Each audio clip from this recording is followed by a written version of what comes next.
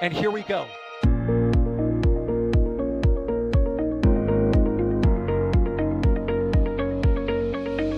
have liftoff. Propulsion continues to be nominal. R68 chamber pressure looks good. Following up. Roger, planet. Water towers, fly! Yes! Tango down to nominal. Flight downside FD off. Bring in FD off. It's orange! R45! Oh my god! Oh my god! Decollage. What is it? Put that in the big bag, Eagle. 343 unfolds to go. Indeed. We rise together, back to the moon and beyond. This methane will be igniting with the flare, correct? Yikes. You good? We don't need any more of these.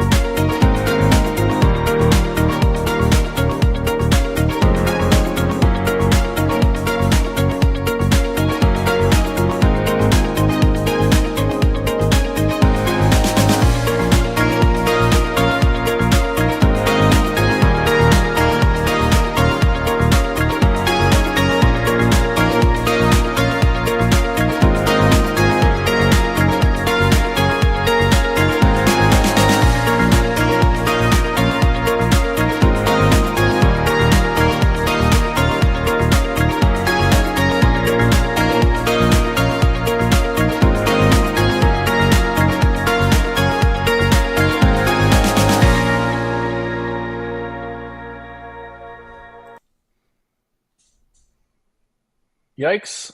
You bet. Concur. I hope we get lots more of these.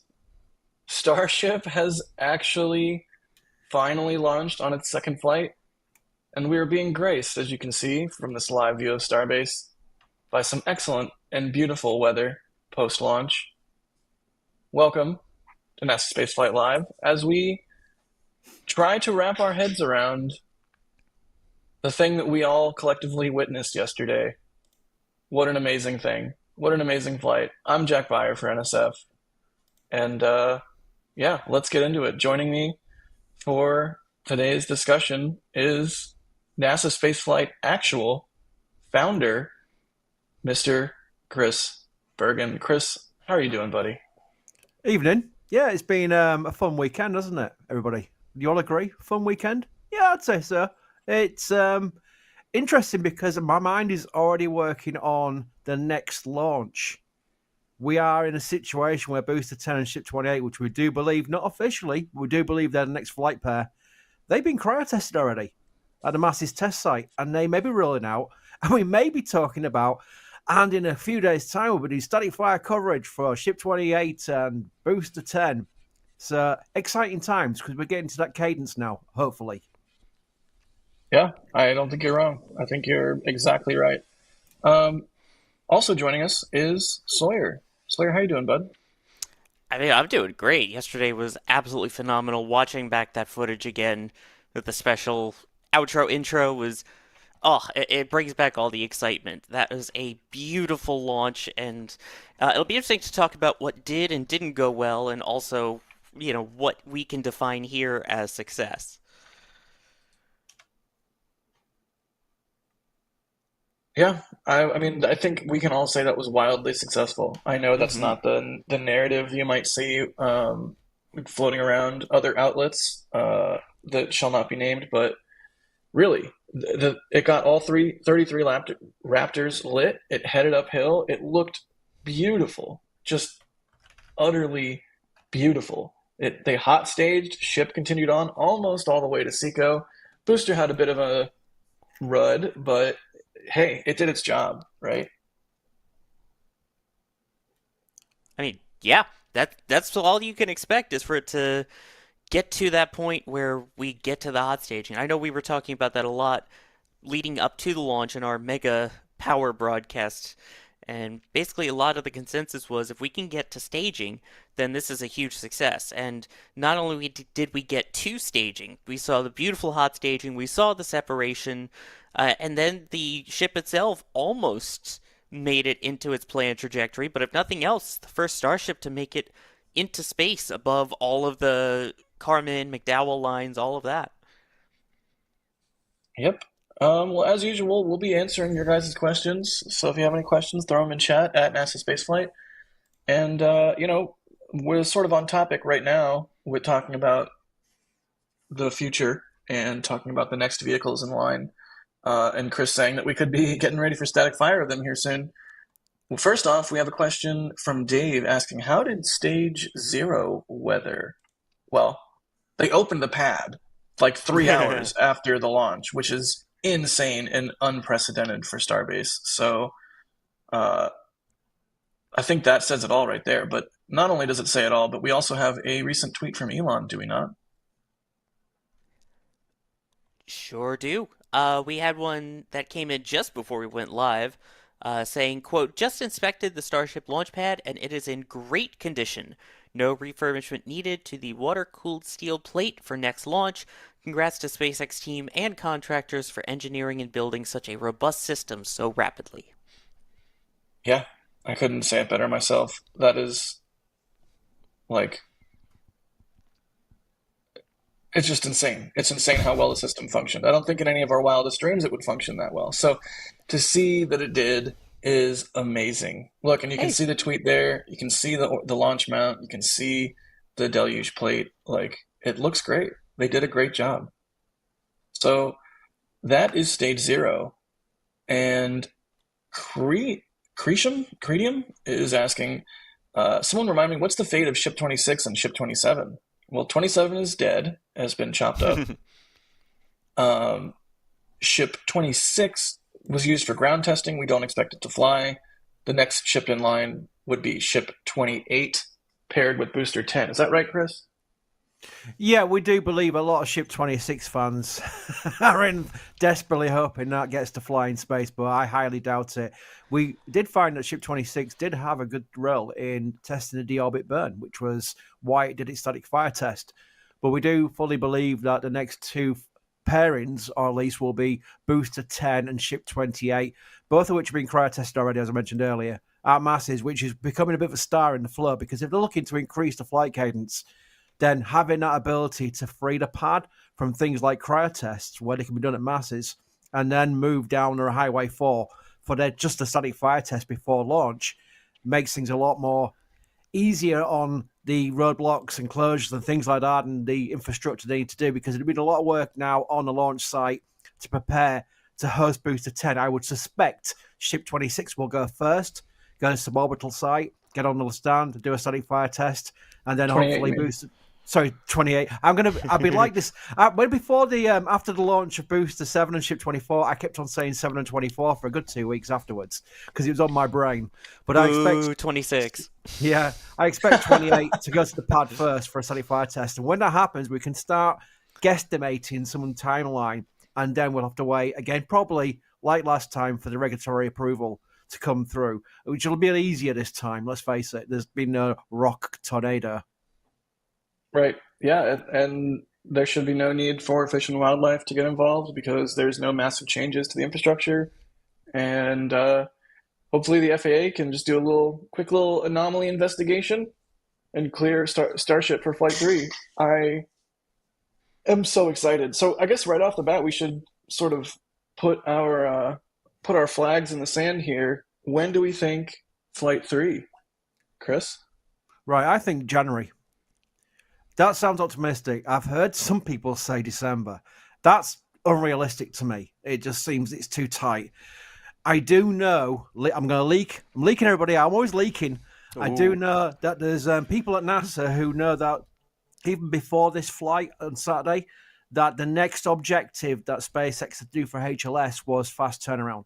So they are on a cadence clock now. They're looking to see the turnaround being shortened between Booster 7 and Ship 24, Booster 9, Ship 25, to Booster 10 and Ship 28. So it is a goal. They're not going to be dawdling on this. They're going to think, right, how soon can we get these two on the pad and go for it? And obviously, I think January would be a massive achievement if they can do it. Let's say February for natural stretching timelines, but January or February is where I'm betting. Yep, I would say February personally, and I think that's perfectly realistic. Sawyer, what do you think? First off, Chris, that's what Flex Seal is for. If you keep leaking, just stick that on it. Pun tokens. Wow.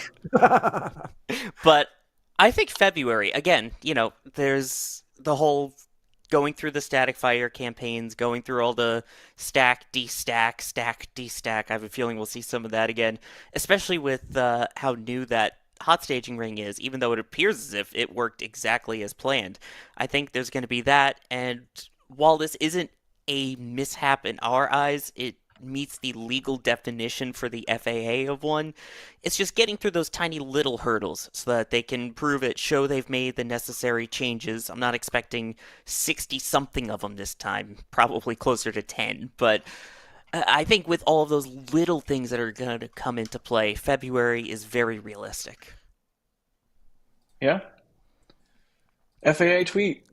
This information is preliminary and subject to change. A mishap occurred during a SpaceX Starship OFT-2 launch from Boca Chica, Texas.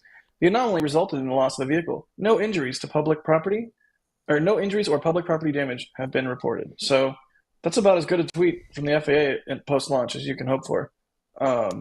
So yeah, hopefully we see this thing cleared for its next launch very, very soon. And I think it's just worth sorry to interrupt you there. I think it's worth bringing this up, the fact that I know a lot of people are unhappy with the FAA, and this isn't the FAA going, oh, boo, SpaceX, boo-hoo, we want to find more regulatory things to stop you. It's in the literal definition of if you want a launch license and you're flying under FAA license and you have to activate the flight termination system, it instantly triggers it. Almost like the instantly triggered flight termination system on Starship. So don't expect it to be anywhere near what we saw, though, for the last one.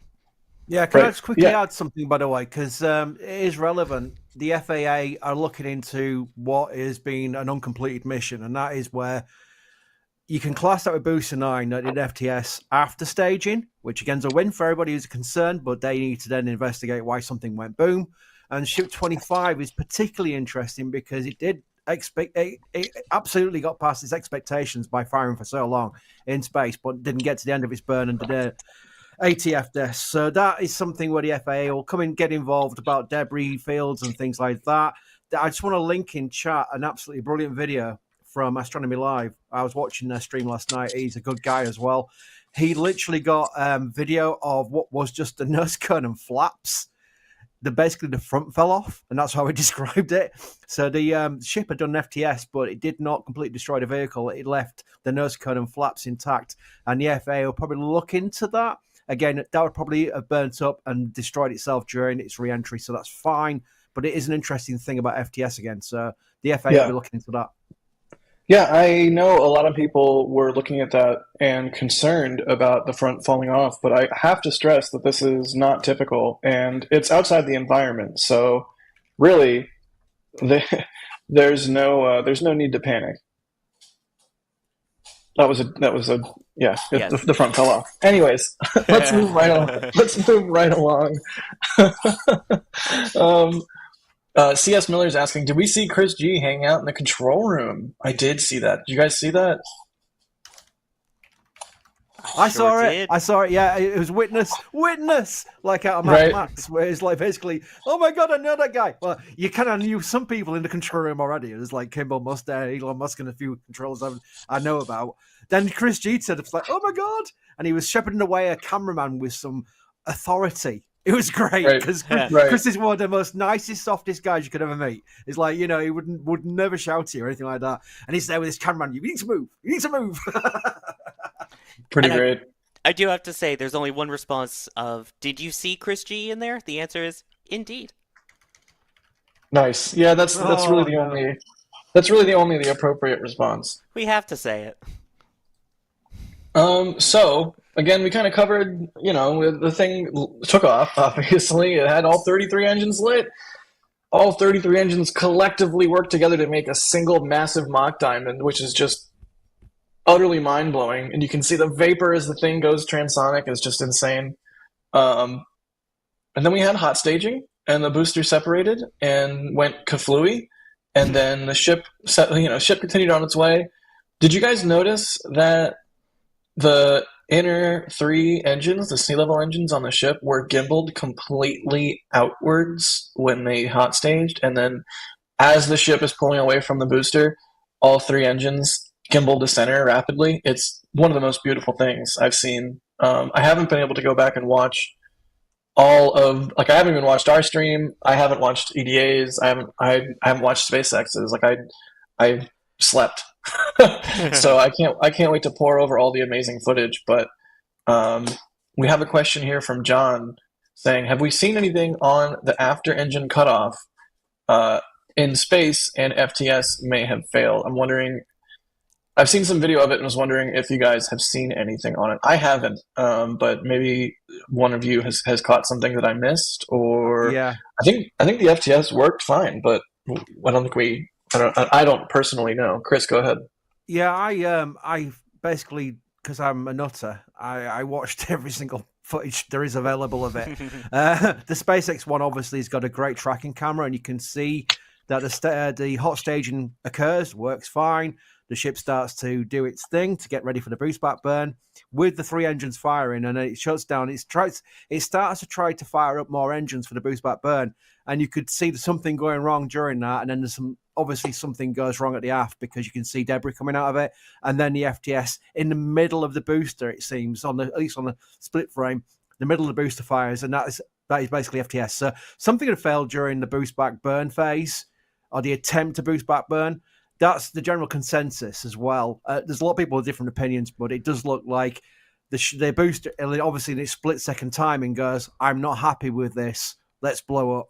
And that's what it did. And it worked. And I think that's a cool thing as well, by the way. I shouldn't say about boosters blowing up, but it basically did blow the whole thing up. And that is what the FTS is meant there to do. Right. And in regards go ahead, sir.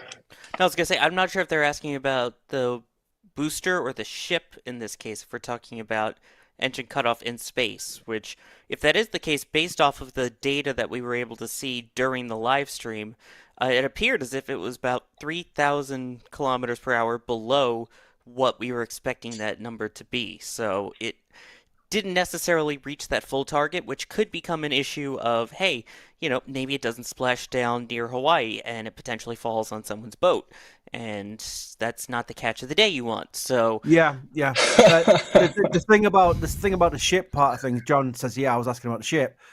No one's got video of that, apart from Astronomy Now, which I was talking about earlier. So I linked it earlier. And that doesn't show the FTS blowing. It just shows the nose cone and the flap still surviving after that. There is no footage of that as such, apart from the long-range tracking, which didn't really show anything. It did go into terminal guidance or terminal phase of the actual burn. So it did a very long burn. That's a big bonus for it. Let's face it, this is the first time this has got anywhere close to this level of mission objectives. We didn't see anything more. And the fun thing is we've not seen any onboard video from SpaceX yet, which I'd love to see. I think the onboard video, if they've got it, which obviously we're doing downlinked live, I hope it gets released because that will look spectacular. Speaking of spectacular, this shot from Max is just mind-bending. It's probably one of the most beautiful photographs I've ever seen. I mean, just props to Max for capturing this. It's utterly insane. And I tweeted this, but I will say it live here. That is the world's biggest mock diamond. Because it's the world's biggest rocket. So that is the world's biggest mock diamond down there at the bottom, and just what an amazing machine. I know we'll always get into different discussions and be like, oh, what's your favorite rocket? What's your favorite launch, etc. After yesterday, my favorite rocket is Starship, and my favorite launch is Flight 2. And I can't wait until we get more, and I can't wait to see how everyone hones their ability to capture this insane machine. And I'm so excited for what NSF is going to do to continue to up our coverage, and I'm excited to do my part in that. And what a great day, what a great launch. Thank you everybody for being there for us, and thank you to all the members. It sounds like I'm doing an outro, but I'm not. I'm just like decompressing from the insanity of the last several days and just trying to wrap my head around what we all just saw. It's insane. It's just night and day. It's night and day between the first flight and this one. It really just feels like everything worked as well as you could hope. Hey, look, it's the orbital tank farm and the tower and the nice. Can I just latch on to that? Because it's important Please. I do. I started NSF as a gamble, a bet. I was almost pushed into it. I was back on. If anyone here has been into spaceflight for decades, you'll know what I mean. I was on the old internet, the early days where it was dial-up, and it was in internet cafes. And basically, if you were into space and rockets and whatever, that's how you communicate on these really dodgy old message boards and whatever. And probably the first decent forum was space.com back before it got sold to advertising executives. It doesn't have the forum anymore. It had a forum. The forum was a big popular thing. And there were shuttle guys in there and what have you. It was kind of like really open and good. And it basically went to pot after Columbia. Everything was like negative. Everything was argumentative. And they knew I was a journalist because I was doing sports journalism back then as it was. And they said, well, you're a journalist. Why don't you start a site? And that is literally how NSF started. That was in 2005. We basically pondered on, we grew, we did good things, but it was mainly news articles and the forum and things like that. We had no photographers or anything like that. Then we suddenly got the Max Q guys. You know about Jack. Yep. Yeah, Brian, awesome. Nate, and Larry. And they started taking photography of shuttle at shuttle launches as media under our site. And like, wow, this is amazing. From then onwards, I found that via our community, because most of the people who work for us have been in our community first. They've not kind of like come from outside, or we've not gone to advertising for hiring people or what have you. I have been beyond lucky, and I can't even stress this enough, because I find myself kind of like thinking back and thinking, how did that happen? How did they find those people? How have they found us? With amazing people. I could not have gone out with a lottery win and hired better people than we've got in our team. I am absolutely adamant on that, because it's not just the quality of their work, not just their skill set, but it's how they work and their personality. I find myself trying to tell people to take breaks, and they don't. You can't hire people like that. It is incredible how our team has got this wide range of skill sets and are brilliant at what they do, and they're so committed to it that they work all hours to make it work, that I am beyond fortunate. And if I toddle off this planet in the not too distant future, then I can rest easy knowing that it's in good hands. So I am beyond thankful to everybody who works for us, and I mean everybody. Yeah, I mean, it's kind of wild, right? I couldn't echo what you said enough. It takes a huge team to do all of this stuff, and it's just, we all love covering rockets, and we would be doing it in one form or another, one way or another. So it's like, yes, it's work, and yes, it's a job, but it's a job that we all want to do. And so we all are pushing ourselves to do the very best that we can because we want to. It's not about like, why are we yelling at clouds? Old man yells at clouds. We have the GIF. Thankfully not this time. No clouds ruin the day this time. Thank goodness. But yeah, it's just, it takes a huge team of people. I was asking before the broadcast what number of people we had that we could say, worked on some aspect of the broadcast and the videos and writing the videos and the SPL ops and all of that. The developers who work on the software, the mod, like there's so many people that y'all don't see behind the scenes. And the answer I was given was like 40 to 50 people. If that should really put it into perspective in terms of where all of the support goes and how we take everything that we can from our members and from the people that buy the merch and from YouTube Rev and all that, and just immediately plow it back into making everything better and trying to do better. And it's amazing. It's just amazing. It's a shame we don't have face cams on because Dog is currently making an appearance. Hi, hello, yes. Yeah, no, Jake already made his appearance if we had cameras on. Nice. Is it in his contract that he like what kind of split does he get, Sawyer? Didn't we promise to auction the dog off to the one of our members? Whoa! Jack's What? like, no, No. Good deal. Well, let's Jake keep still doing needs a contract, so for right now he gets paid in treats. Aw, and love. Oh yeah, that too. Good deal. Speaking of all the support, you know what? I'm going to run through some of these. Laura, thank you for becoming a Red Team member. RC Horseman gifting 5 Red Team memberships. Thank you, RC Horseman. Future Space Tourist, thank you for the super chat. They're thanking us for the coverage. They're asking if FTS activated or not. I think on the booster we can say the FTS activated on the ship. I think it also activated, right? I think that's. Again, I've been sleeping. I believe that SpaceX mentioned that the flight termination system did activate on both vehicles. Yep. Good deal. Snot Garden, that's a terrible name. I mean, I'm sure it's a good person, but what a name. It's a great name. Thank you for Thank you for the super chat. They say, let's go. When's the next one? We answered that at the top of the stream. We all kind of think early next year. People in the chat are asking about my beard. Yes, I'm going to shave. In fact, I'm going to shave. I've decided in the member Discord on camera. So I just need to pick a time. I think I'll probably end up doing it Monday at some point. So if you're in the member Discord, if you're Capcom level and above, and that's for some reason something you want to see, I have no idea why you would want to see it, but yes, Starship launched, and so I'm shaving my beard, and that will happen for members exclusively in Discord. Although I might put it on Instagram as a live on Instagram as well. But either way, that'll be a member treat.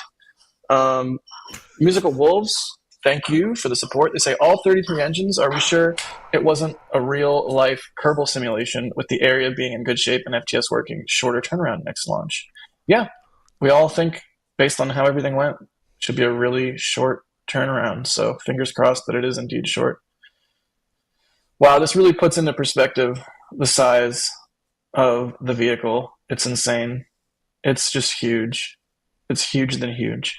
What do you mean? It's tiny. It's only about half the size of the shard. It's just half a shard. Good deal. Ticonderoga. Thanks for the support. They say, if ship blew up unexpectedly, do you think we need a new solo Starship flight? Nah. It used to be me lamenting on these streams that like, oh, I wish we got more Starship flight tests. Oh man, that was so cool when they were just flying just the ship. I'm like, get that out of here. I don't want that. I don't want it. Like, no, pointless. It's pointless. Just keep sending full stacks, please.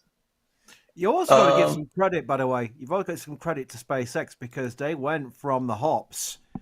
They decided after 2 hops with SM5 and SN6 that they nailed that with the actual tested articles there, and then went straight to the proper hops of like 15 kilometers and 12.5. And they varied it, but they did the belly flop. They tested the belly flop technique, and they go, okay, we've nailed that one now. So we'll move on to the full stack, because at one point, Elon was saying that they were going to hop the boosters 150 meters to test the boosters. And he decided to cancel that and go straight to integrated flight tests. So they're learning quite fast. When you look over the years, it seems like there's been like long delays or whatever, but if you go back, it doesn't seem that long ago that when Starhopper was doing his little hop, and they've really progressed so far from what is Starhopper, they're still there, immortal, watching these massive rockets launching now just a few years later. It's crazy. It really, it's just utterly crazy how far we've come in how short a time. And I'm so happy for it. I'm so pleased for it. Ray McLaren, thank you for the support. They say, can you talk about the ripples in the exhaust at the start of launch? I'm guessing they are pressure waves. It looks so cool. Curious why it pulses like that. Thanks for the great coverage. Yep. That's just the pressure from the Raptor engines doing their thing. It's insanely beautiful. It really is just so beautiful. I don't know if we can bring that up, but yeah. Does anyone else want to? I mean, you see this with other rockets too. We saw it with Shuttle, right, Chris? What did we see with Shuttle, Jack? I was too busy reading chat. No, you're good. We saw the ripples in the exhaust as it ignites and lifts off the pad. There you go. You can see that. Also, I don't know, Kevin. Can you kill the ticker? There's some debris flying on the lower left. Well, I guess not anymore. But at the beginning of this clip, there's some debris flying in the lower left, which is insane. And the lighting. Okay, yeah. Look in the lower left. Whee! There it goes. And the lighting on the vehicle, like it flashing like that, like it's just what a machine. What an amazing machine. But yeah, Jack, to answer your question related to Space Shuttle, this is an ironic thing about comparing these two vehicles. They're very dissimilar, but the end goals are very much part of their templates that Shuttle never achieved, which is rapidly reusable vehicle. It never became that. This one has every chance of becoming that. But the fun thing was, I expected not many things to beat Shuttle and SLS because of the big two SRBs. Sawyer, I've been talking about this before, and you've been to that many Shuttle launches and whatever. You know what I mean by the boosters. The boosters rip the air. They are real beasts, the SRBs. Yes. But this one, with its 33 Raptors, wow, it kills microphones. It's that loud. It's really, really impressive. Yeah. Yeah, that was a lot louder than anything I think we've ever experienced. And again, this is the power of Methalox too. 33 of those Methalox engines now. And yeah, you're talking about how dissimilar but similar they are. Keep in mind, this is another vehicle where it had 3 of its engines that gimbaled all the way apart from each other during a key phase of flight. Shuttle at liftoff, and now Starship at hot staging. So just fun to point that out too. Super neat. Super neat. I mean, and those engines, they're just producing so much power. And the fact that the pad lived in such great shape.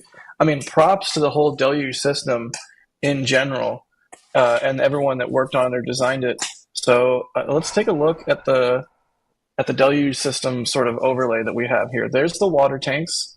There are the pressure valves, and there is the gaseous nitrogen that powers the whole thing.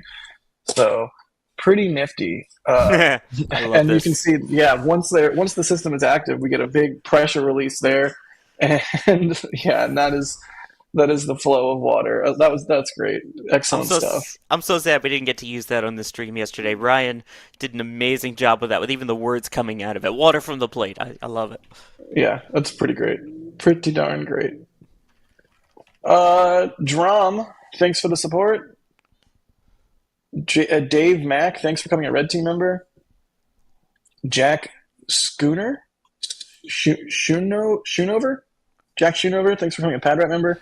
Ruby, let's play. Thanks for the super chat there. They say, incredible job, all the team members at NSF while launch covering. What is your guess with the FAA about the forward half of the ship that was not destroyed by the FTS? I mean, we talked about it a little bit, but Chris, what do you think? You think that's going to be a problem or not too big of a deal, or?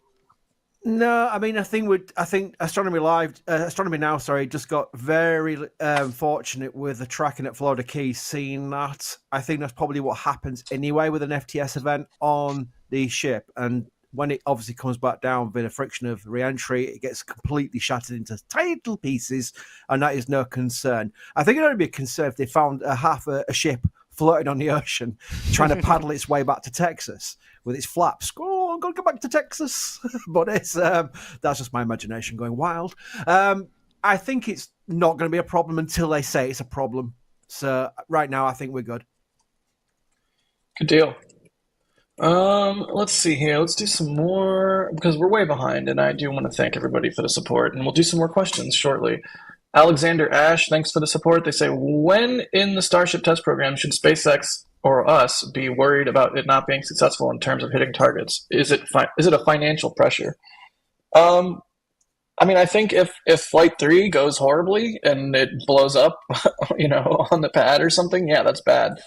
But I don't think anybody really expects that, right? No, I don't think we expect that, especially after the crazy success of this flight. They learned so much between 1 and 2. I can only imagine what they'll learn between 2 and 3.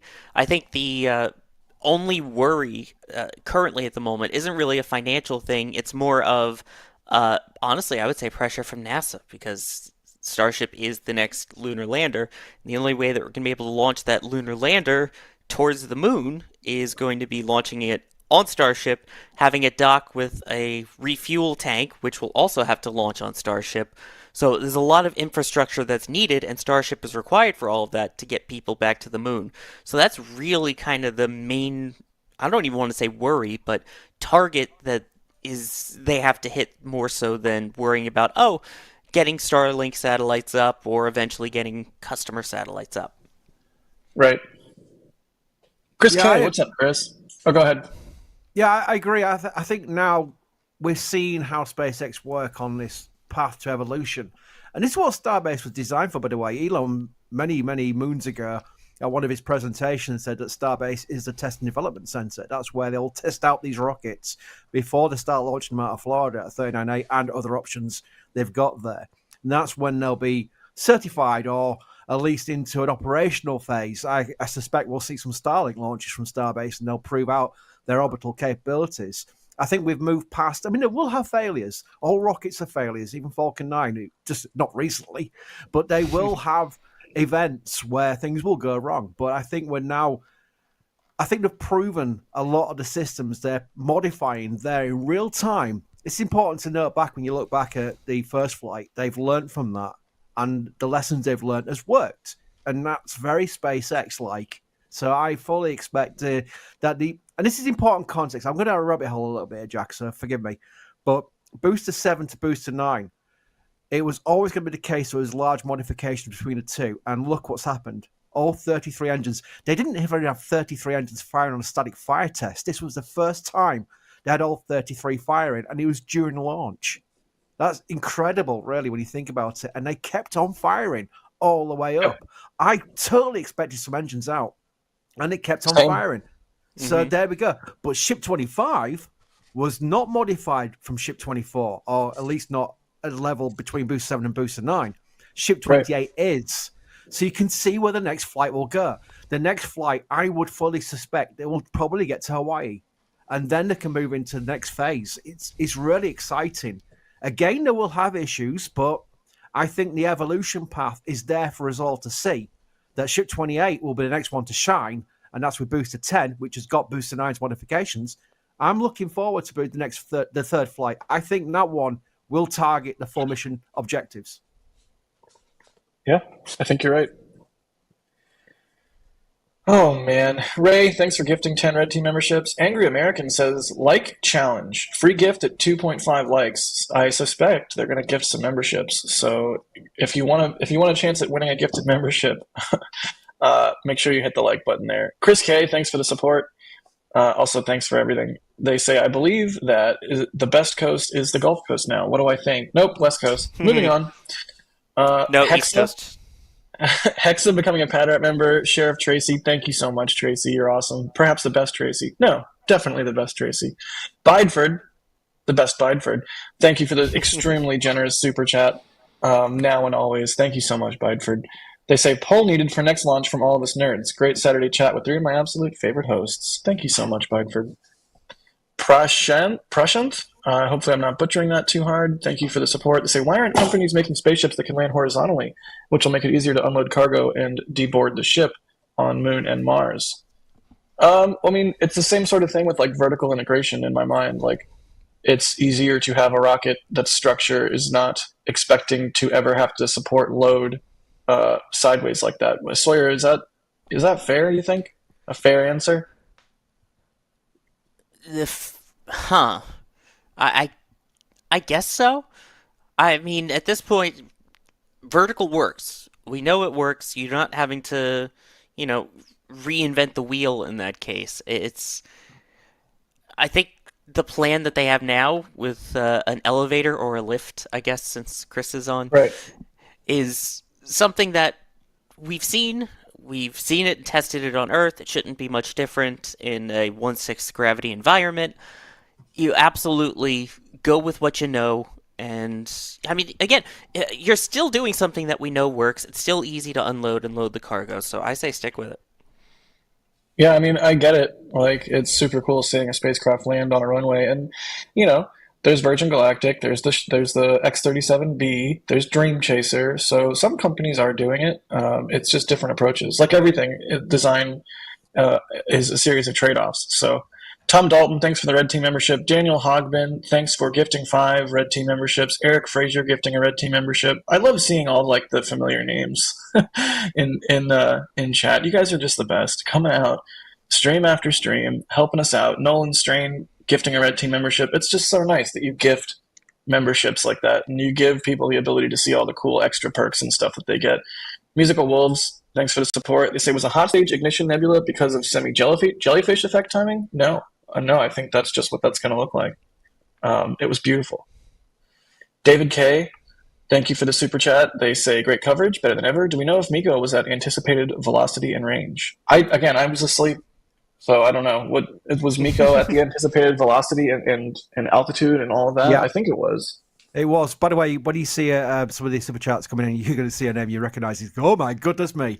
I'm waiting for the breaking of jam to happen. I know. I saw it. I'm trying to get there. I'm trying really hard to get there. Y'all are being awesome and really coming out with a lot of support. And I do want to continue hanging out and answering questions, but I don't want anybody to feel left out because we rely on the support to do what we do. So good day, sir. Thank you for the super chat.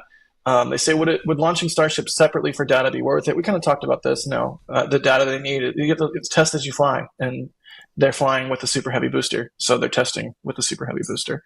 Dan, thank you for the support. They say, talk about night and day. How good does a pad look like? Metal plate and water deluge for the win. Pad looks essentially pristine. It's wild. I would never expected that.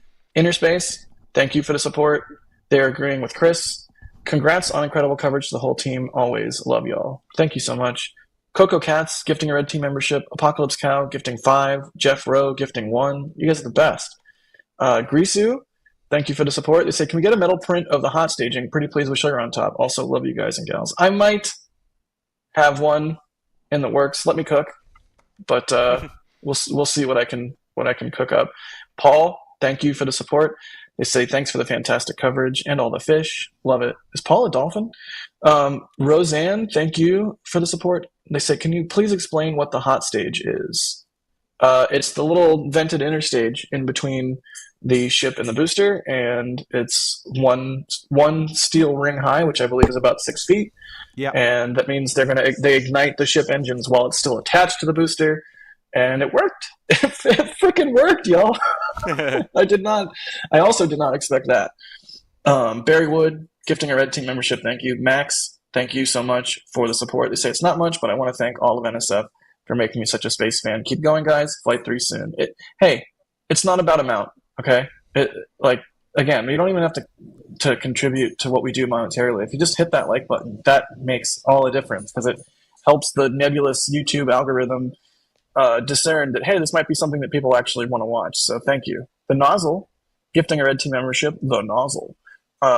MBR, thank you for the super chat. They say, have you discussed the tile loss at the weld seams? Great coverage, NSF. Yeah, so let's talk about that. A lot of tiles lost as it went uphill, and it seems like the majority of the tiles that were lost were at the seams in between the sections. So it sort of feels like those are the difficult parts to get tiled. And I don't know, do you think Flight 3, they'll have that sorted out? Do you think it'll take them more flights? Chris, I'm going to go to you first as our resident shuttle expert, and then Sawyer can fist fight you for the shuttle title after. But Chris, what is your appraisal of the tile situation? Yeah, there's a wonderful synergy between Shuttle and Starship here because if you remember back with STS-1 Columbia, when she arrived originally from California into KSC, she was a mess. There's so many tiles come off, and they took a good year before STS-1 to get those TPS tiles back on with the right adhesive. And it's quite a complex patchwork of tiles, TPS. Thermal protection system is what we call it. We tend to abbreviate into TPS. And you can see the kind of like the way they've been learning at Starbase with the TPS application and the way they stay on. I think the photographs we've seen from you and Sean and others of the TPS of the future ships down at the production site, we can't get our hands up close to them, but they look so much better. They look absolutely pristine. It looks like they've learned so much from the early ships and how to apply and how to keep them on, that I'm extremely confident that by the time we do get to like ship 28, which is the next one along, we think that they'll have a lot more success with TPS staying on. I'm sure tiles will fall off, and they have the ability, as we saw just before launch, there was about 3 tiles missing, and they replaced the tiles and put some nice little X's on. We thought it was quite nice advertising for Elon's social media company at the same time to keep them on while they bonded. And it'll be interesting to see, because the other part of that is if they do lose some tiles, which Shuttle did on orbit, it happened a lot, they can still come back fine. It depends where you lose the tile, and then we'll get some good data on that. So it's wins all around as far as I'm concerned with the TPS. Yeah. First off, Jack, what am I, shuttle chopped liver here? But yeah, I was actually talking about that on stream yesterday, the flight from Palmdale to KSC, where Columbia looked quite naked in some spots. And we've definitely seen chipped tiles, we've seen tiles that have gone missing. I think it was STS-1 where the whole OMS pod section looked kind of spotty. So it's not unheard of. As you mentioned perfectly, it's all about where you end up losing the tiles. I think this is something just like Shuttle. They're going to have to learn here of what's the best adhesive, the best way to keep it, how does it deal with environmental things. So if it's sitting outside for a long time, getting battered by the salt water from the ocean or rain, is the adhesive going to hold? And I think just like Shuttle, it's going to get to a point where the more vehicles they tile, the more they'll go, okay, we know this material works better, this process works better, this waterproofing works better. And eventually you get to a point where you're still going to lose tiles, but when you have a vehicle that big, 1 or 2 of them isn't going to be the end of a mission. By the way, can I just quickly come back to a question we were asking earlier? I think I got distracted by some incredibly generous super chats. The question about Mika, there was there's a way you can do it. If you go back and watch a SpaceX stream of Ship 25's launch, Ship 24's launch on Boost 7, and then compare it to the one on Saturday, you can see the velocity changes. It definitely got to Mika at the right velocity, the right point, compared to Booster 7 that was like, I've got engines missing, help, help, help. I mean, it was amazing, really, because they got past Mika. They got so much data from Booster 7. It was just so useful. But Booster 9 was like, I'm all 33 and I'm firing. I'm loving this. It's incredible to see the velocity changes between the two. Right. And it also, I think one of the side effects of the vehicle being so huge is it somehow really gives you a better sense of the speed involved. Like there's a point at which during launch where I just shouted out like, man, it is cooking or something like that. Cause it was just visibly hauling butt. Like, I don't know, in a way that other rockets obviously have to go very fast as well. It just, I don't know. Anyway, what an astounding machine. Speaking of an astounding machine, Mark Garrett's one of the guys that helps with our store, runs our store, whatever you want to call it. Mark, thank you so much for everything you do for NSF. They say thank you for gifting 5 Red Team memberships. And Oliver gifting 5 Red Team memberships also. Thank you. By the way, Jack, did you say store? I did say store. Did you say mock diamonds earlier about store? I did say mock diamonds earlier. Are we showing the new print? I want to be very clear. Here comes the music. I want to be very clear about this print. This is an extremely insane image, and it's a little bit lower DPI than our usual standard for metal prints, but because of the uniqueness of this image, even though it's a little bit lower resolution, we wanted to put this image out because everybody was asking for the ability to get this on a metal print. So again, this shot has a lower DPI than our usual metal prints, but because it's such an amazing image, we are adding it to the store, and because of all the viewer requests. So buy this knowing that. Keep that in mind when you make your purchase. But really, like, in the days of digital photography and nice lenses and all that, we get very obsessed with pixel peeping and making sure an image is, the best it can be. But a lot of times, or sometimes you get a little bit of grain in there, or sometimes you get a little bit of artifact, whatever it is. This is a fantastic image from Max. This is an amazing image. That is the world's biggest mock diamond. Wrap your head around that, please. That is a several 100-foot or whatever. I can't. It's a huge mock diamond. A series of huge mock diamonds. It's a beautiful image from Max. And the cool thing about the metal prints is when you get one, some of the money from the sale goes directly to the photographer who took the image, and we're all just working our butts off. So we all appreciate anyone who gets the metal prints. We also have the calendar. Speaking of photographers, the calendars are loaded with awesome shots from all of our photographers. There's 2 of them. There's a Starbase calendar and a general spaceflight calendar, and they have amazing imagery in them. And if you buy both, you get $10 off. And yeah, we're coming up on 2024, so grab yourself a calendar. They're beautiful and amazing. Oh, also there's the knit sweaters and beanies that are amazing. We have the Crew Dragon one. We have a Starbase. I think we have 2 Starbase ones. We have the Raptor Christmas tree shirt, and then we have the Raptor beanie. We have the Heat Shield tile beanie. All kinds of cool stuff. What is it today? If you order by tomorrow, I think you get Christmas delivery. So order by tomorrow. Like, just go now. Just drop what you're doing. If you're listening to this and driving somewhere, just pull over carefully and safely and get one now if you want it in time for Christmas. So they're knitted. It's actually knitted material. It's not like an iron-on print on a long sleeve shirt. Like, this is a real bona fide sweater, and they're comfy. I've said it before, but when they arrived here in Starbase, we all just put them on and matched. Like Das, Sean, and I were all just like walking around in matching Christmas sweaters for a couple hours, like grinning like idiots because it was hilarious, and they're comfy. So, anyways, drop us a message while you're at the shop too, because as long as we're live, when you buy something, you can have a message that'll pop up in our little queue here to go on air. Yeah, if you like doing the super chats or what have you, because you get to have a message on screen. The same thing applies for when you get something from the shop. Okay, we almost got there. Got there. Photon Empress, Jamie, gifting 50 Red Team memberships. Wow. I'm at a loss here because that's just a huge amount of generosity, and thank you to Jamie for that and for all of her hard work.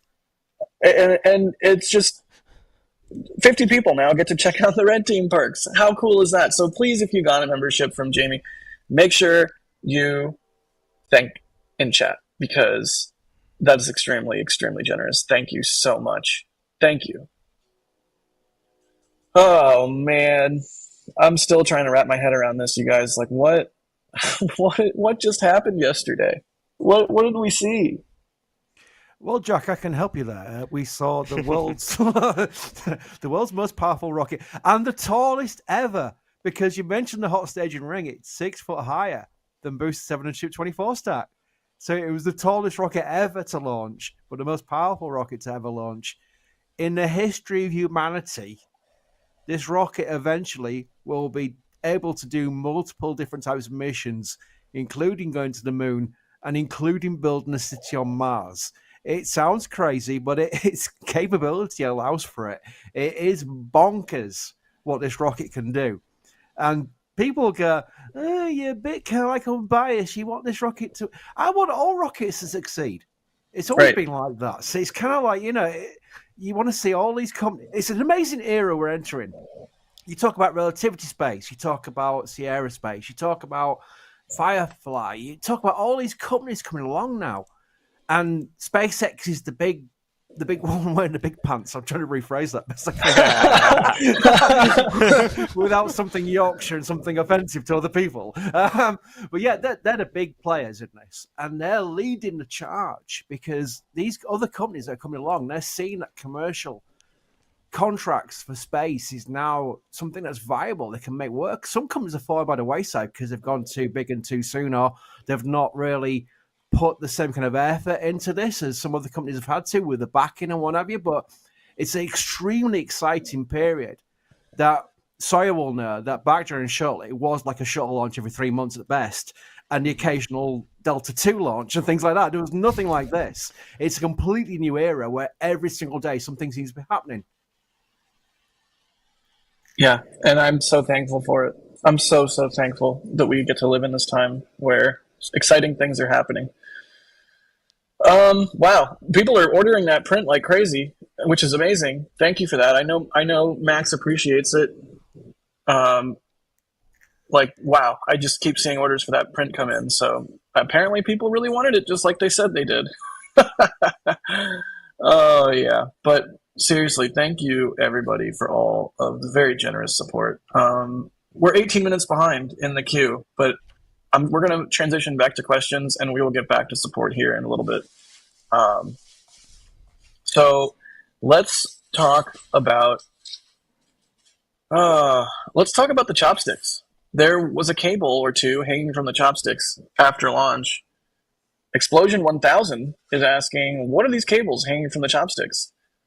I don't think we specifically know what they are, but put it this way: if that's if that's the only damage, then I think we came away from this launch looking pretty good.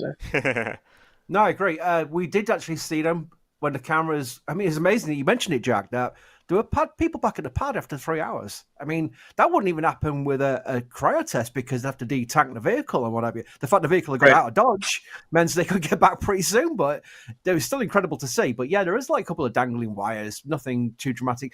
Probably just kind of electronics, like even cameras maybe, I don't know, on the chopsticks, because they need the chopsticks for stacking where they have all these camera systems and what have you. So I'm sure it's nothing they can't fix in a matter of days. I have not seen anything that's going to take more than a matter of days to fix. Even a ship quick disconnect plate that looks a bit sideways, that's not a terrible thing. We've actually seen workers on the quick disconnect arm already. So you can see where they are. And with Elon's tweet saying the what Deluge system doesn't look like it doesn't even work on it, means it's exciting. I am really looking forward to maybe some road closures where we know it's a kind of road closure, and we might see Ship 25 dawdle out to the suborbital site. You never know. Yeah, never know. Ship 28. Sorry, I'm still on Ship 25. Ship 28. Right.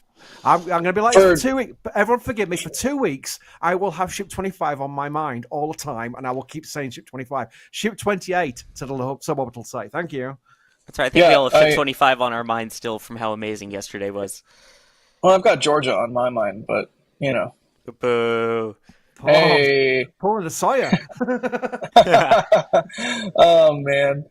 But yeah, you can see the cable there that's dangling. It's not like it's one of the cables for the chopsticks that raise and lower them. It's just like a wire of some kind. It's really doesn't. It seems essentially next to trivial to me. Not a big deal at all. Let's see. Joey's asking, do the stages have black boxes to recover? That I don't know. I don't think so. But given the point that both vehicles are expected to be destroyed at the end, I'm going to go ahead and say no, but they do have that constant downlink data that they're sending back to launch control and mission control, so I'm not sure how much of that data they're streaming back. I'm sure it's a lot. And then there was obviously, maybe some video feeds that didn't make it back, especially as they got higher up and farther away from certain communication sites and relay antennas. But there's definitely constant information that they're expecting to get back from the vehicle, basically until it goes kaboom. Right. Brad is asking, would we consider a success for Flight 3, or what would we consider a success for Flight 3? Booster splashdown? For Flight 3, I would classify success as ship makes it to the target velocity. That's it. Like if the booster kerplodes again, not a big deal. Right now, we're all about proving out the system can get Starship into a nearly orbital velocity, and so to me, that is the definition of success for Flight 3. Chris, go ahead. Such a good question, because we had such a great answer for this one for the Saturday's launch. Anything past hot staging was we could say that's done. That's the success. It was all about Booster 9, and Booster 9 was a rock star for its ascent. It's such a good question for Booster 10 and Ship 28. I'm kind of agreeing with you, Jack, because it now is basically two modified vehicles. This is where they want to be with Booster 10 and Ship 28, and I think I'm very optimistic for success. But also the second part is this soft water landing. That's what we saw with the Falcon 9s, the Falcon boosters originally, that when they first brought them back controlled through re-entry and then a landing burn, it was over the ocean. It was a soft water landing. And that's where they learned the trade on the accuracy of bringing it back. And then they moved on to drone ships. But I probably be more convoluted this time, wise, because they could afford to have a few booms on the doom ship, the drone ship. That kind of works, doesn't it? Yeah, the doom ship. The doom ship. I like that. Forget Doom trailers. We got Doom ship. They could afford it because they knew they could refurbish or repair the drone ship in not much time and then try again. This time, when they think they're confident, they've got the accuracy right and they've got the return right, they're bringing it back to the launch site, and you don't want those kind of drone ship booms because the launch site doesn't want that. So the water landings will be fascinating. Once they get 2 or 3 really accurate and happy with soft water landings, they may go for the return to launch site. So Booster 10 and Ship 28, the objectives, if they can get Ship 28 orbital and do it to Hawaii splashdown, brilliant. If they can get the booster to a soft water landing with a landing burn, I'm going to say it's a bonus, but it could be tested, and that'd be amazing if that's achieved. Agreed. Sawyer, what do you think? I mean, yeah, I think the big thing at this point is get whatever the next ship will be, we assume 28, to its planned trajectory. Get that engine cut off, not lose contact with the vehicle afterwards, not have the vehicle break apart. And, I mean, if it breaks apart on its way during a belly flop towards Hawaii, no big deal. At this point, I think we want to see it get to that planned point, see how it performs while it's just hanging in space, see how those heat shield tiles eventually work, not expecting perfect success. But I think we need a repeat of a clean separation again with the hot staging and getting to that first initial SECO target. Yeah, I mean, I guess Flight 3 I would like if they can get to re-entry with the ship just to start gathering data on that. But if they don't, not the end of the world. Really, it's just a matter of getting this flight profile down, getting the ship to a nearly orbital velocity, and then everything after that, to me, is a bonus. But more data, more better. So if they can get to re-entry, then they'll get precious data, and that's only a good thing. So, oh man, I mean, the fact that we basically know at this point that we don't have to wait forever for the next flight is kind of mind-bending for me right now. You wait and you wait and you wait for months and months and months, and then suddenly it seems like we're ready to start launching these things left and right. Dirk is asking, how did the trailer fare? Well, I think DOS recorded some video of this. I don't know if he's gotten it to you or not, Chris, yet, but that'll probably be a member video at some point. But we recorded video when we got back to the trailer, and I don't want to say not a scratch, but essentially not a scratch. There was literally a small scratch on one of the sides of one of the cameras, and other than that, the trailer did exceptionally well. So once again, thank you to Andrew and Daniel, who was standing behind me eating a hamburger with bacon on it that I just made. and thank you to DOS.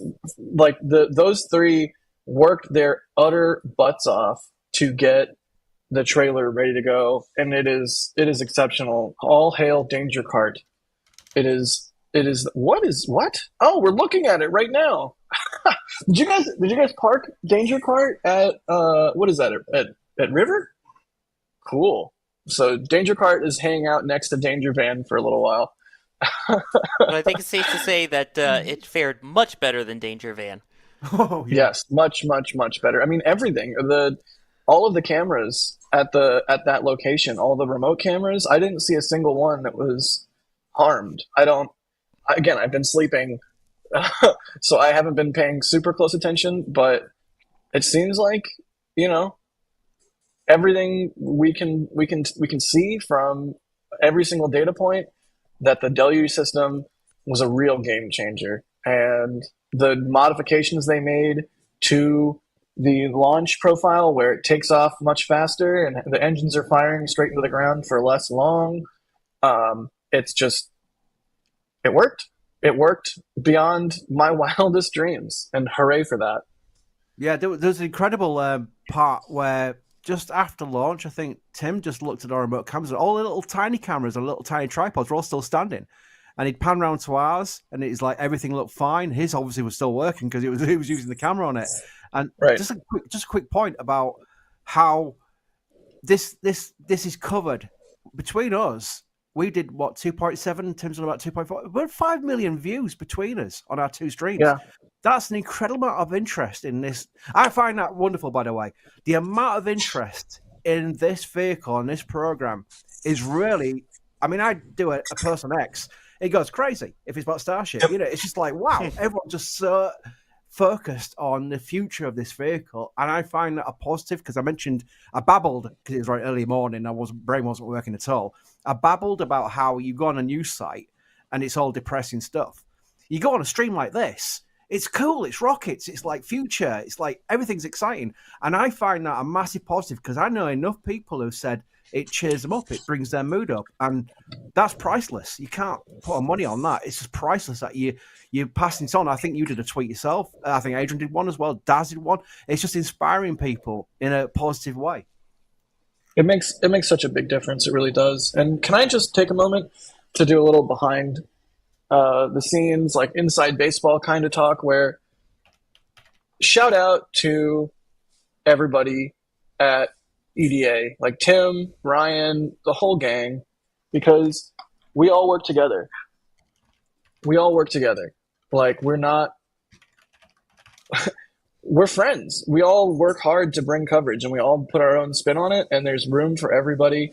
And like when we were setting up the trailers, it wasn't like, oh no, this is our spot, you can't put yours there, we need to be here. It was like, no, it was like, okay, how do you guys need to be set up? Okay, if we set up here, will you be okay? We don't want to block your cameras. Oh, you're not blocking ours, we're good. Like it was coordinated and cordial. And I helped them pack up their trailer a little bit at remote pickup. They helped us.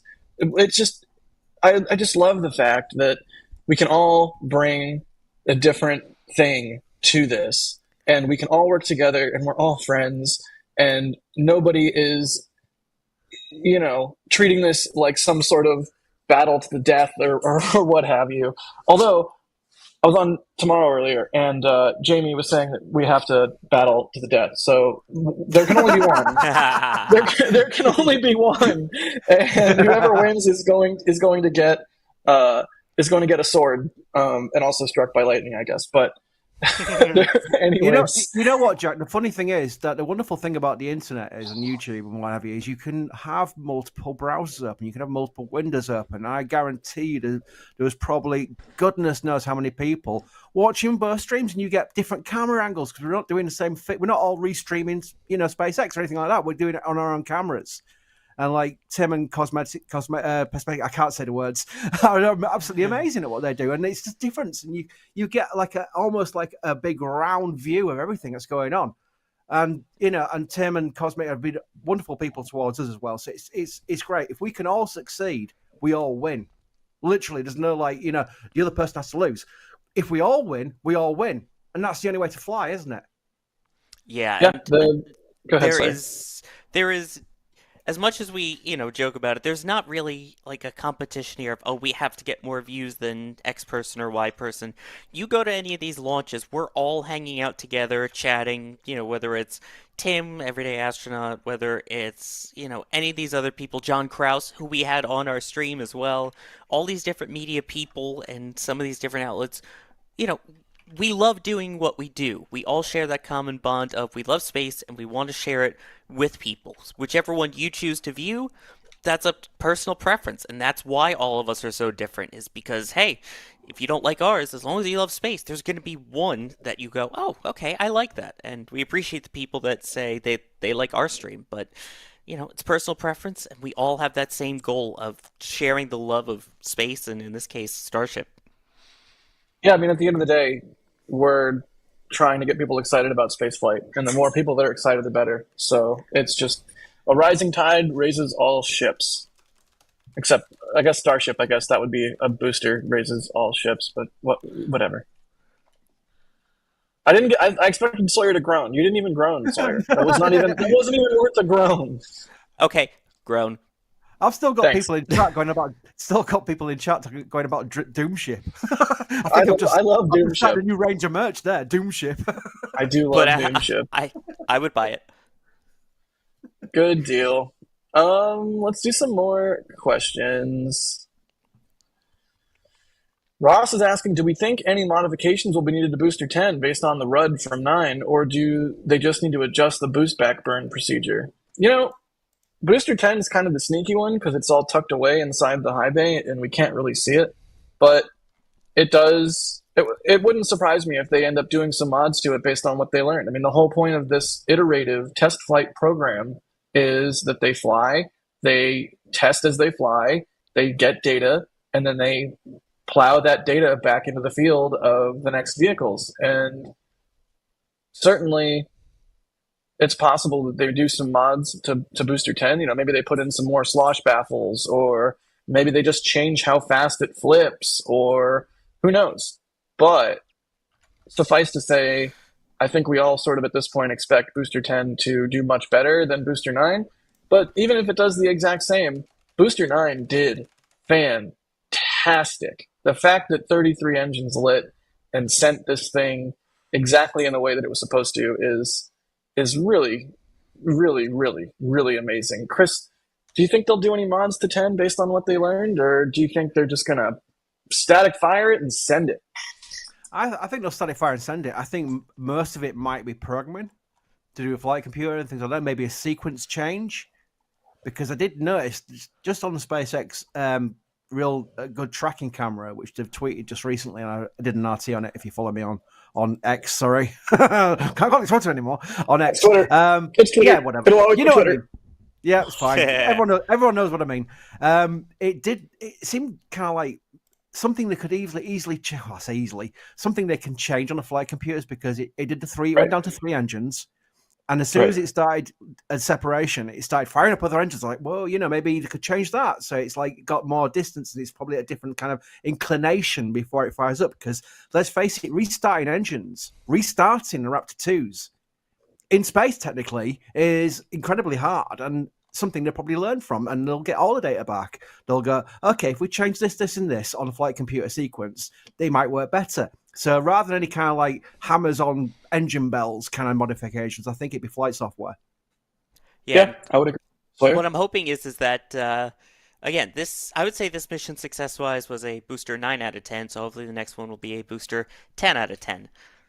I know that was a 0 out of 10 joke, but I had to. So let me change the subject. Did you just do a pun inside of a pun? Sawyer is out here like straight up freestyling puns. Like I can't even keep up with my groans. Hey, I have to do it because I literally have a box here in my office of pun tokens that were given to me by Dr. Holly. She is awesome. And spoiler alert, she's hanging out with someone we might know right now. In fact, as we speak.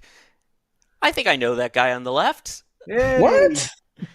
Yes, that is Dr. Holly and Das hanging out right now, I mean, talk about big supporters. They are hanging out, it looks like they're at the Margaritaville Hotel, speaking of which is also a big supporter, especially of all of our infrastructure, where they literally let us put cameras on top of the hotel there for us to use during these flights. So, yeah, exclamation point hotel for more on the Margaritaville there for if you go to visit. And shout out to Dr. Holly, who I got to meet her at some of the launches. She was absolutely amazing, great conversationalist, loved talking with her, brilliant. And the fact that she literally, in the pun tokens, there are these little plastic coins and wrote the word pun on every single one of them. And I actually have one for those who may or may not see it. There is one hidden in my backdrop Nice. that I have when I'm on camera. Nice. Wait, so when you make a pun, do you have to put a token in the box, or do you take a token out of the box? Like, how does it work? What's the logistics of this? I remove a token from the box, which thankfully she gave me plenty, so I don't have to worry about it. What happens when the box is empty? I guess that just means I'll have to see Dr. Holly again. All right then, so be it. Thank you to Dawson and Dr. Holly for sharing that picture, and seriously, thank you to the Margaritaville South Padre for hosting our cameras and just being generally amazing. And once again, just have to reiterate, if you're thinking of coming down for Flight 3 and you're looking for a place to stay where you can see the pad from your hotel room, that is the way to go. So I mean, definitely this is a live check them view out. right now. Yes. This is from the hotel. You can see the orbital launch mount there. You can see the beach. You can see a lot of awesome stuff, or the tower, I guess. But yeah.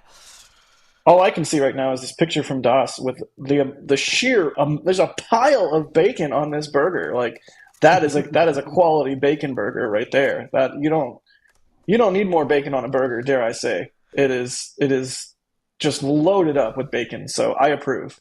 It's bacon with the side of a burger. It really is the bacon with the side of a burger. It's like whenever I'm putting salt on my fries, people are like, "You want some fries with your salt?" And I'm like, "No, I want some salt with my fries." Anyways, good deal. Zooming in, extreme close up. Whoa. Okay. Enhance. Yeah, there you go. Let's see. Claudie is asking, am I the only one that never expected the launch on their first try, especially with an only 20-minute window? I certainly was worried about the 20-minute window. But you know the way that it goes with launches is when you want it to launch, it never does. And when you don't want it to launch, or when you don't think it will launch, it always does. Sawyer, you've seen a lot of launches at this point. Would you say that holds up? Is it weird that there are days where I go up to a launch and I'm like, I don't know if it's really going to go today. I don't know if it feels like it, and then it doesn't. And then there are days where I'm like, all right, I know it's going today, deep in my mind, even if the weather's at 30%, and it does. I have been to plenty of launches where weather was 30% go, didn't think it was going to launch, it went. Think about SpaceX just continuing to impress with experimental vehicles. The first test flight of Falcon Heavy. Same thing. I mean, Right. It went later in the window, but Yeah. first try, never expected it, and sure enough, it did, and the dual booster landing. So SpaceX just surprising us all. Chris, did you think it was going to go on Saturday? No. I was completely expecting. I mean, I expected it for Booster 7 and Ship 24 as well. I thought 3 scrubs. I even betted people in chat. Thankfully, no one called me up on that one. Oops. That there'd be 3 scrubs for Booster 7 and Ship 24. I thought, especially with a 20-minute window, I thought they'll get down to an attempt.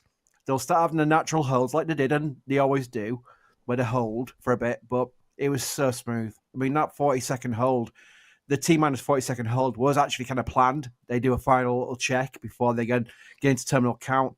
And also a shout out to the Falcon Heavy maiden launch. That is something I go back to regularly, almost every single year, just to rewatch it in full, because everything is like, the tone is right. We hear the mission controllers, we hear the crowd in the background from SpaceX. Everything about that launch is just so inspiring. And now we've got this even bigger rocket. So it's really cool that we're seeing these rockets not only get off the ground, because could have easily had lots of problems on the ground, but we're actually getting forward now. We're looking forward to potentially some real good missions coming up. By the way, I do just want to point out one thing I remember greatly from that first Falcon Heavy demo flight. besides obviously the amazingness of the launch, is there's this random guy that I ended up being next to by the countdown clock wearing a giant orange Sokol suit. I don't know, I think his name was Tim something? Tim Dode? Tim Dodd? Him died the Day Bapanaut? Yeah. Yeah, it was one of his first times I met him at the press site, and he was a newbie at the time, and now just shout out of him basically the teams that we know and love, NSF and him, all out at these amazing test flights. I guess those are the good luck charms. Right. I see Doss in a back channel demanding that we show the bacon close up. Can we show the bacon close up? There's your pile of bacon. We're just gonna go straight from actual discussion to looking at a pile of bacon because I'm running things. From mock diamonds to mock bacon. Yeah, good deal. But really, that's wild. You know, it's wild that we get to all sort of do this, and just what an amazing time in history. I'm going to run through some support here, and then I have a question that I want to ask each of you. The answer is seven. No, it's not. Donnie Rose, thanks for becoming a Red Team member. Dennis, gifting 10 Red Team memberships. If the scroll bar will go away so that I can click on things, that'd be great. There we go. Dave Mack gifting 20. Holy cow, Dave, thank you. Stephen Hansen gifting 1. Chris W. gifting a Red Team membership. Matt, thanks for the support. Very generous of you. They say greets from the Netherlands. Foul Assign, thank you for the support. They say take my money. M's Space 904, thank you. They say half of the inner engine went out during boost back. Yeah, the booster had some engine fun, I will say, during the restart for boost back, and that's certainly something that they will tweak and fix. Angry American gifting 5 Red Team memberships. Anonymous gifting 5. Jared Walker, thanks for the support. They bought a metal print. Thank you for buying the metal prints. Indulus, thank you for the support. They say 1, bet on next flight in January, and 2, yesterday was a super great flight, and there are also surprises left for next flight. There's so much more coming, right? There's going to be the first catches. There's going to be the first payload deploys. And of course, there's going to be the first human flight on Starship. So a lot of awesome milestones to look forward to. Parker, becoming a Capcom member. DMHMT, thanks for the support. They say, did you see the gradual synchronized shutdown of engines prior to hot staging? Was this smoother for velocity shift? It seemed like it. That shutdown sequence was really beautiful. Yeah. Jerwa with $100 tip. Holy cow, Jerwa. Another one of those familiar names with the high dollar amounts of support all the time. Thank you so much, Jerwa. They say, thanks as always. Congrats to the NSF team for also learning from OFT1. Danger Van Mark II, much more successful than Mark 1. Methane Man is telling me to not to shave my beard, but just dye it. I don't know, what color would I dye it? Thank you, Orange? Methane Man, for the support. It's orange. Danger orange, of course. Indulus again. They say, why journalists publish on their portals that this is another failed flight, and even the Artemis mission is in danger. Big facepalm. Yeah, let's just not even talk about the horrible takes from mainstream media on this. It's just it's laughable, and we're having a good time here, and we don't need to get into we don't need to get into. Anyways, Maker Racing, thank you for the support. They're asking about the tiles. We talked about that a little bit earlier. High Frequency, thank you. Michelle, thank you. Norman Reitzel, thank you for the support. They say, I don't know, a 14-inch hole in a wing leading edge spelled doom for Columbia. That's one of the reasons Musk decided in stainless steel, right? Bob, thank you for grabbing something from the store. What did they grab? Let's see if it pops up. They got a calendar. Awesome. Maria, thanks for the support. They also got something from the store. What'd they get? They got a print. Amazing. Thank you for that. Parker, thanks for the super chat. Mr. B, MBR, thank you for the super chat. Why would the nose cone break off? Because the front fell off. But, I don't have a better answer. Got into a fight and got a broken nose. Hey, Anonymous, thank you for grabbing something from the store. They say Sheriff Tracy loves mock diamonds. They got the mock diamonds print. Awesome. That must have been Tracy. Jill got her calendar. Thank you. Cole, thank you for grabbing something from the store. A whole bunch of store messages here. People picking up metal prints. It's amazing. It really, really, really, really makes a big difference to every photographer who you get a metal print from, whether it's Sean, myself, or Max, or Sawyer, or anybody that goes to a launch and gets a metal print out. I'll tell you right now, I bought a star tracker. I've wanted a star tracker for so long so that I can shoot eclipses and so I can shoot astrophotography. And last night, Sean and I were talking, and it was like, well, you know what? If I sell enough metal prints, I'll be able to afford a star tracker finally. And sure enough, I placed the order earlier today, and it arrives Tuesday, and I plan on making some awesome imagery with that. So just once again, the support is really, really, really meaningful. Are they painting the QD?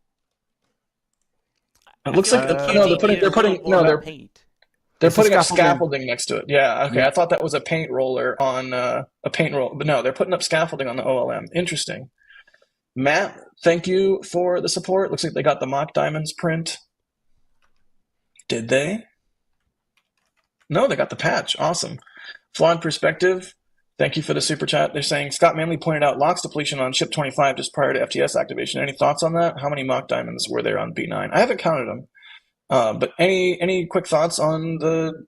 I would say don't put a lot of stock in graphical overlays on launch streams. A lot of time there is a little bit of fuzziness there. But does anyone want to add before I continue jamming through these? Because I want to get through them all.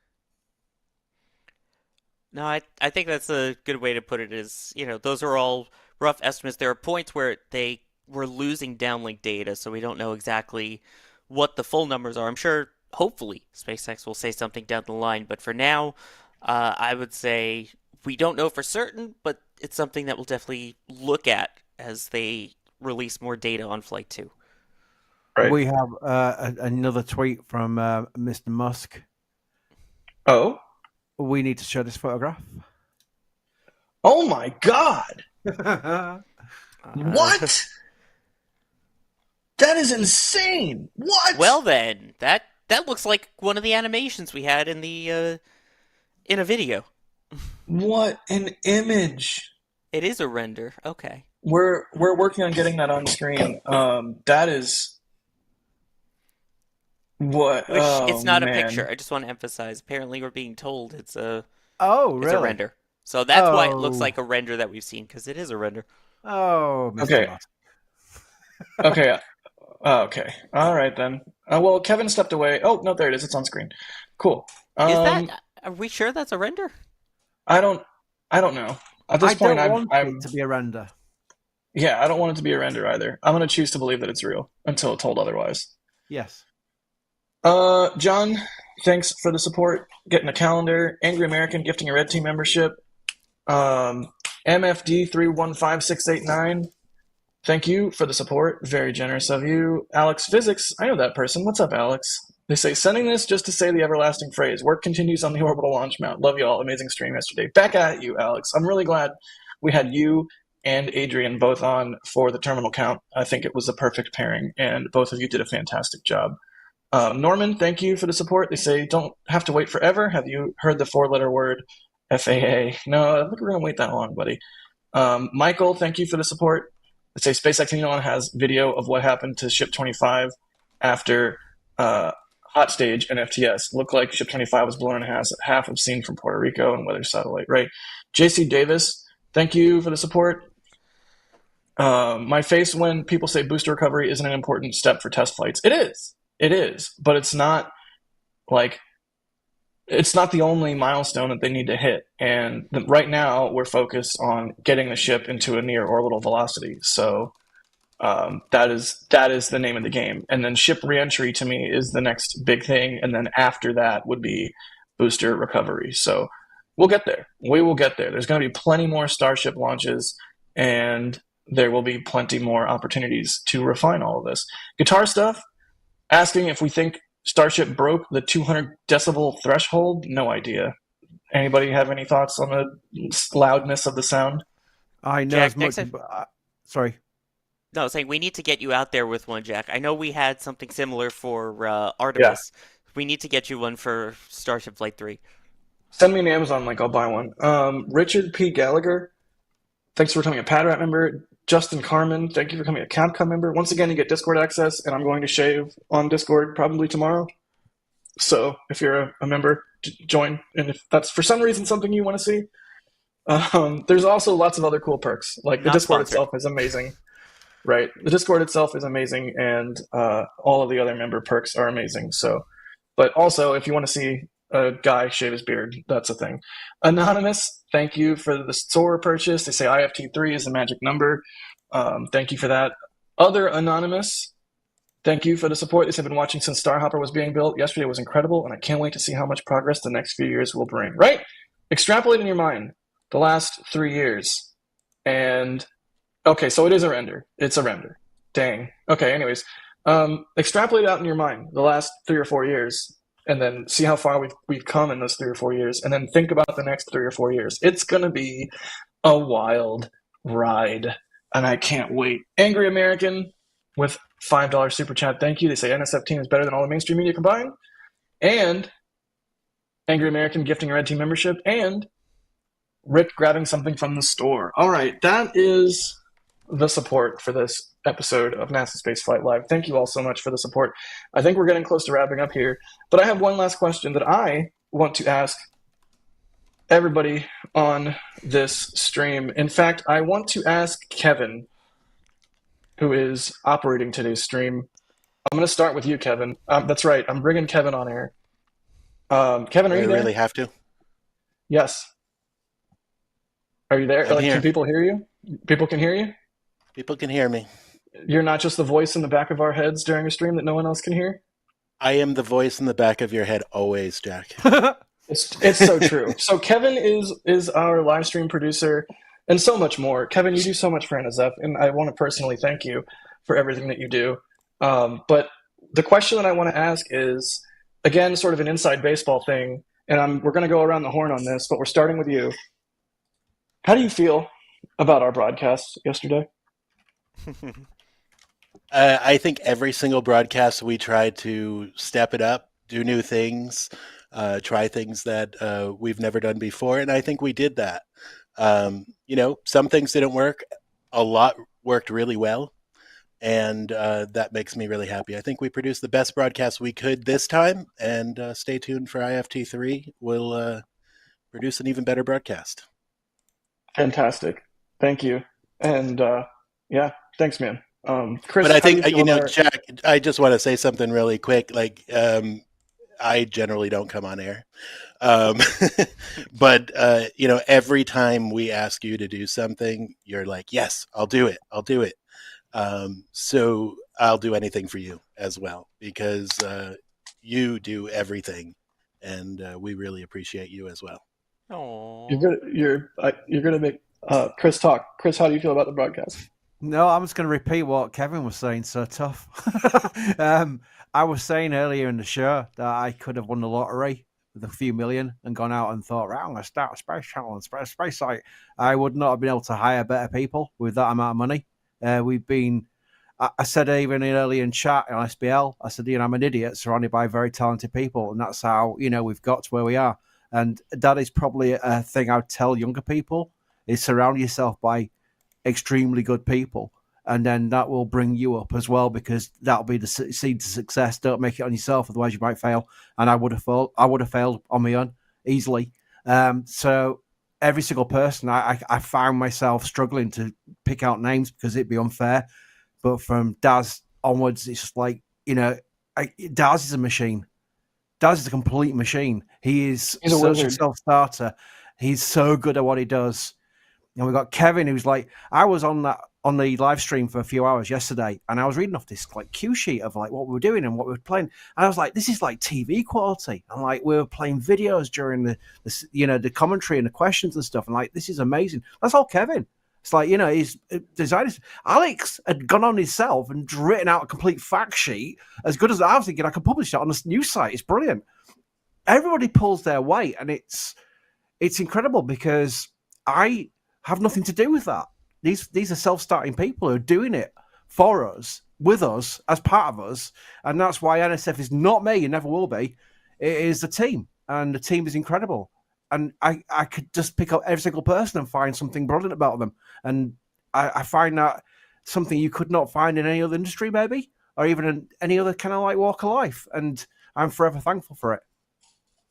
Yeah, Forever thankful is the right word. I wish Das was here because I want to ask him the same question as well. And to your point, Das really, really works his tail off. It's insane. The guy is magic. I wish we had 5 more of him, but luckily he does the work of 5 people, probably more than 5 people. So we at least have the one. And so thank you to Das if you're out there listening for all of the insanely hard work that you do for NSF. Sawyer, how do you feel about our broadcast yesterday? I mean, I couldn't be more proud to say I'm even associated with this team. The fact that you guys actually let me come on air and talk about it it's mind blowing because I've even before I joined NSF and I was still just with the other space media. I mean, we always looked up to NSF. The quality was as good as, if not better than, some of the space companies' own productions. Heck, I used to work in TV news, and I still think the organization and the quality of what we put out is better than certain newscasts that I was a part of. This is just the amount of dedicated work that I wish everyone out there could see went into this. The blood, the sweat, the tears, the time, the very, very lack of sleep on everyone's behalf in the back channels here. It's hard to put into words. We kept worrying and counting down, and oh my gosh, we're 25 hours from going live. We're 20 hours from going live. And then you look back at it after and go, wow, we did that. We put that out. And I agree. I think we put out the absolute best stream that we possibly could have, which just means that we're going to have to somehow try and up our game for the next flight. And I think, honestly, a huge thank you, of course, to Kevin and Das and all the people, Ryan, the people running behind the scenes, Adrian, yes, the people out in the field, too many to name, working hours out in the Texas heat. But I think the biggest reason that we do what we do is because of you, the viewers, the audience, the members, the people that like, the people that share. That's what keeps us going, and that's what pushes us to continue to improve and be better. So if it wasn't for all of you out there watching and interacting, I don't think we'd be anywhere near where we are. So thank you, whether you just started subscribing, whether you watched only for the launch, whether you've been following us for, as long as we've been on here, if you're the early Texas Tank watchers. Can't thank you enough for allowing us to do what we do and bring this all to you and share our love and passion. Yeah, I mean, the support means the world to us because we have the coolest jobs in the world, and the support means we can continue to do it, and we can add even better and newer, cooler things. And yeah, I don't really have anything to super add here. I just echo everything Kevin said, everything Chris and you, Sawyer, said. It's amazing that we get to do this. I'm proud of the broadcast we did yesterday. I know this is like super inside baseball, and people want to hear about Starship, not how do we think we did, but this is the Starship Decompress NSF Live, and so I figured that would be a good question to wrap everything up with. I am just forever humbled that we get to do this, and forever thankful to everybody on the team that makes all of this work. Jack, can I jump in one more time? I would love, Kevin, if you would jump in one more time, because you got me all feeling. I have feelings over here, and I can't even think straight. So please go ahead. Good. There's a lot of names that you hear on the live streams, every week or every day whenever we're live. You hear about Jack and Crispy and Sawyer. There are a lot of people that support us. So many people, for example, on the live stream team yesterday, Ryan Caton was working, Jay Keegan was working, Patrick was working, Pat O was working. It wasn't just me at the helm. It was all of these people who were working to make the best stream possible, but also beyond the people who are just operating the stream, we have network engineers who are trying to keep our network running, which is not always easy at Starbase. No. It's virtually impossible, especially when, things like the LTE network drop out at T-minus 30. We have to figure out how to reroute the signals so we can continue to have the broadcast feeds coming. So there are so many people. Our developers are amazing as well. When we come up with an idea and we want it tomorrow, they have it tomorrow or sooner. So it's all of those people who are supporting our efforts, and it's all thanks to our members and those who support us and watch us on our live streams and like and share that we're able to do all of that.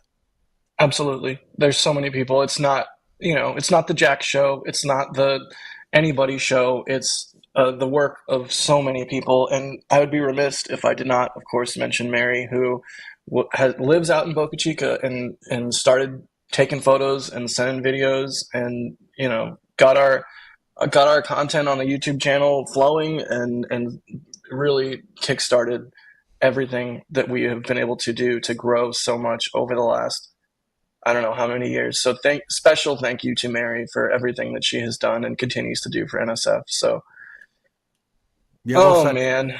And Kevin, I do want to single you out too. You and I have been working together for months on all different projects. In this one in particular, you went all out on it, man. So thank you for taking the helm on a lot of these behind-the-scenes projects, the videos that we were able to play during the broadcast, getting us these beautiful setups so that we looked good on camera. You made my ugly face look good, so thank you for that. And also, thank you, chat, for nicknaming him Kevin Bacon now, because I cannot unsee that. He's Kevin Bacon Michael Reed. It just flows off the tongue. It just flows. Good thing I like bacon. Oh, man. So... yeah, I think that'll wrap us up for this episode of NSF Live.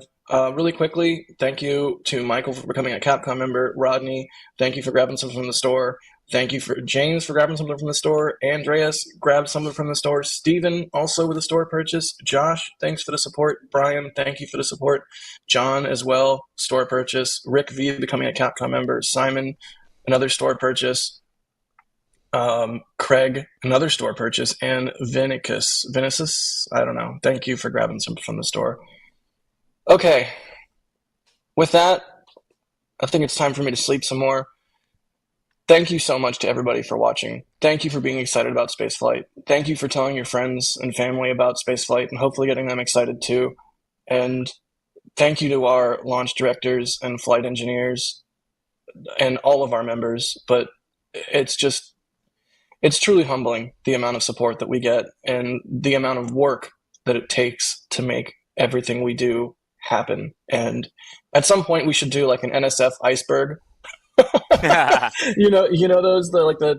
should do the NSF iceberg and like have the layers be all of the different people that run in human-sized hamster wheels to make this Goliath machine trundle down the road of the future. I don't even know what I'm saying anymore. Launch directors, flight engineers, thank you so much. Thank you to all of our members. Chris, thank you for founding NASASpaceflight, and thank you for responding to a silly little me many years ago with a DM on NSF saying, I like planes. Can I shoot for NSF? That's the irony. I'm not into big into planes.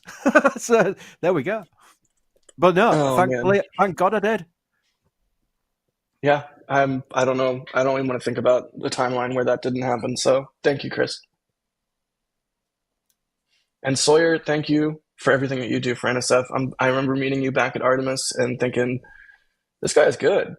And I'm glad you exist, buddy. Thanks for everything you do. Well, thank you. I remember meeting you at Artemis too, going, wow, he smells like bacon. No, I'm kidding. No, this is the greatest team I've ever worked with in any business anywhere, and I love it. There's nowhere else I'd rather be. So, sorry, you're stuck with me and my terrible puns. Couldn't be happier too. And yep, I'm Jack Byer. Thanks everybody, and thank you to Kevin. There's his info up on the top right. Follow Kevin on Twitter. Do it. Do it. Do it. And seriously, we're going to take everything that we learned and we're going to take all of the support that we've gotten. We're going to plow it back into the field and we're going to grow some amazing coverage for IFT3 for y'all and for any spaceflight activity we can point a camera at, because that's what we do and that's what we're here for. So thank you all, and we'll see you next time.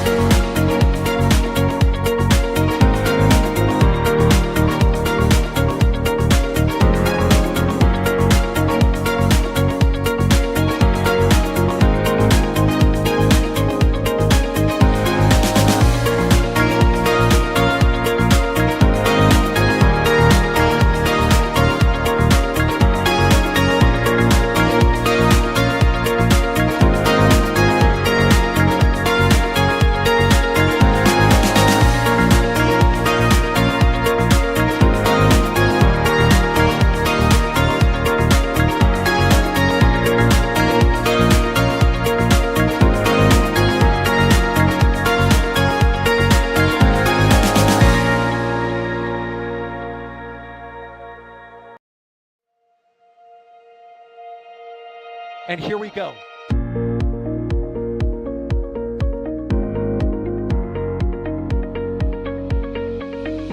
have liftoff. Propulsion continues to be nominal. RS-68 chamber pressure looks good. Doubling up. Roger, planet. Water towers, fly! Yes! Echo down to nominal. Fighting downside of speed off. Bring in SPD off. It's orange! Oh my god! Oh my god! Decolage. What is it? Put that in the big bag, 343 unfolds to go. Indeed. We rise together, back to the moon and beyond. This methane will be igniting with the flare, correct?